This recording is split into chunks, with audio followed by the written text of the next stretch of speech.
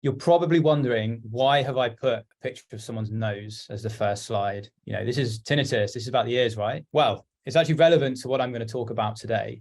So I'm going to start by asking you all, when was the last time you noticed your nose out of the corner of your vision? And I bet the answer to that for the majority of you is probably not for a long time, or just now, as I told you to notice it.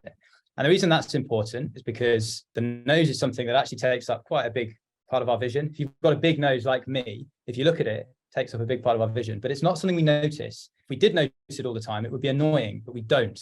And I'm going to tell you how we can get to that point with tinnitus. Okay, so my name's Dr. Edmund Farrar. I'm the co-founder and CEO of Otto. And today we're going to talk about habituation and how we can use habituation to help you manage your tinnitus. So another question, how did it feel when you first had tinnitus? What was the emotion it gave you? I can imagine for the majority of you, it was fear, panic, terror in many cases, sadness. I bet for all of you, it made you feel a really unpleasant, negative emotion. Okay. And it's because you felt that negative emotion to begin with, right from the outset, your brain started perceiving tinnitus as a threat. Your brain linked tinnitus and bad. And that's normal. It's a normal reaction to tinnitus. When you first have this horrible sound in your head, you're thinking, how can I live with this for the rest of my life? Okay, so your brain perceives your tinnitus as a threat. And this is actually why we notice tinnitus all the time. Your brain perceives tinnitus as a threat because it perceives it as a threat. As a protective mechanism, your brain is checking to see whether it's there all the time. Because your brain is checking to see whether it's there, you notice it. You perceive your tinnitus. And that tinnitus makes you feel horrible, makes you feel sad, makes you feel frustrated, makes you feel panicked, makes you feel anxious, makes you feel annoyed. And that reinforces the feeling that your tinnitus is a threat. Okay. And for many of you, when you first had tinnitus, and maybe for those of you that had tinnitus now, this cycle actually goes round and, you know, you end up feeling pretty miserable and pretty horrible because your tinnitus is just making you feel so horrible. So tinnitus habituation occurs when you're able to change your brain's reaction to the tinnitus. You can change your brain's reaction to the tinnitus. So we interrupt the cycle. We change the emotion that your brain is feeling. We reduce that emotion. We perhaps even eliminate that emotion. And that stops your brain from perceiving the tinnitus to be a threat. So if we can reduce the emotion that you feel when you notice your tinnitus, we can stop your brain from perceiving your tinnitus to be a threat. And that results in two things. The first thing that happens, you stop noticing your tinnitus all the time. The second thing is, if you do notice it, which is inevitable at some point, it stops bothering you. So we interrupt this cycle, we change the reaction that our brain has to our tinnitus. Our brain stops perceiving the tinnitus as a threat, you stop noticing it, and it stops bothering you. And the end result is tinnitus habituation, and you've got your life back. This is a short interruption from today's video to announce the Tinnitus Quiz. Are you frustrated by your tinnitus?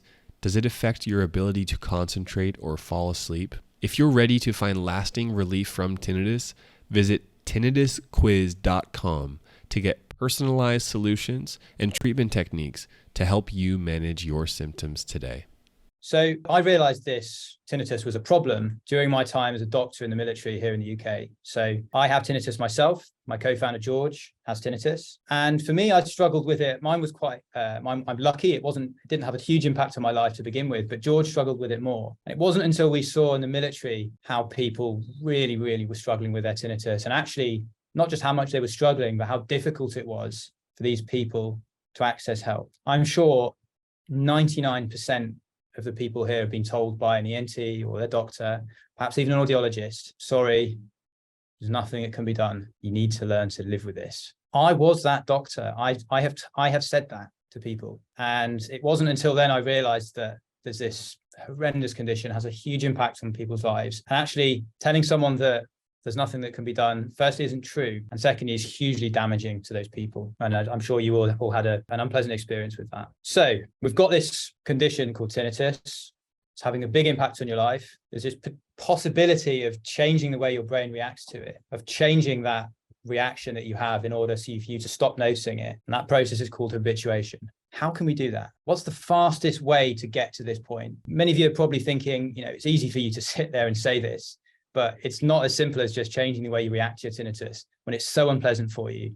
It has such a big impact on your life. So it's proven that the most effective way to reach tinnitus habituation is with cognitive behavioral therapy, CBT. CBT is a type of treatment that's usually delivered face-to-face with a psychologist or an audiologist. And CBT works by changing that reaction your brain has. And I'll talk a bit about how you can start to do this on your own later on, but it's usually delivered through a therapist. And CBT is complemented really well by some additional techniques. And those additional techniques are mindfulness, relaxation, sound therapy. So those of you that are familiar, I'm sure all of you are familiar with Ben's work, will know that Ben talks very regularly about these 4 things, combining these things to habituate in a shorter space of time as possible. Okay, so just a bit about the science. Cognitive behavioral therapy has been proven to be the most effective way to manage tinnitus and to reach habituation. It's recommended clinically as first-line treatment here in the UK, in the US, and in Europe. And that's on the back of numerous studies that have been done that have shown that CBT significantly reduces the impact of tinnitus on your life, both in the short term and the long term. So how can you habituate? How can you start this process? What is it that you can do now to change the reaction your brain is having? So the first step here is recognize when you feel that feeling of anxiety, recognize when you feel that feeling of sadness, recognize when you notice your tinnitus and it makes you feel bad.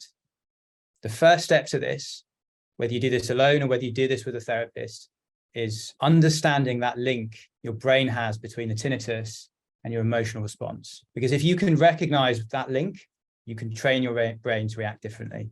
Okay, so we've recognized when our brain is feeling anxiety. And that could be, for example, you're going to bed in the evening. You know that your tinnitus has an impact on your sleep. You get into bed and you wonder to yourself, is my tinnitus going to impact my sleep tonight? Your brain checks to see if you can hear your tinnitus. Yes, it can. You can hear your tinnitus, and that starts to make you feel nervous because you know that's going to have an impact on whether you're sleeping.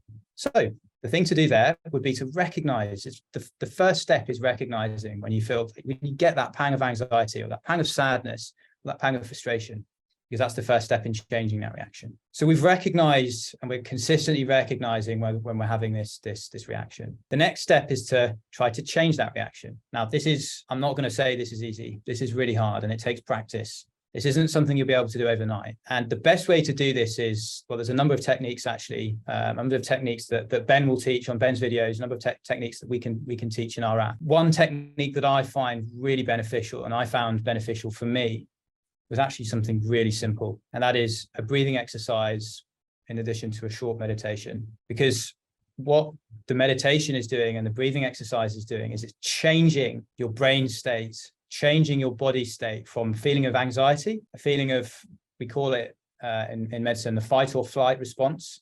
You know, when our ancestors had to run away from a cave lion or something. Changing that response is possible through relaxation and meditation, okay? And then it's practice. So practicing this over and over and over again. Now, I'll be the first to admit, as I said, this isn't easy, okay? And a lot of people will need help to get to this point.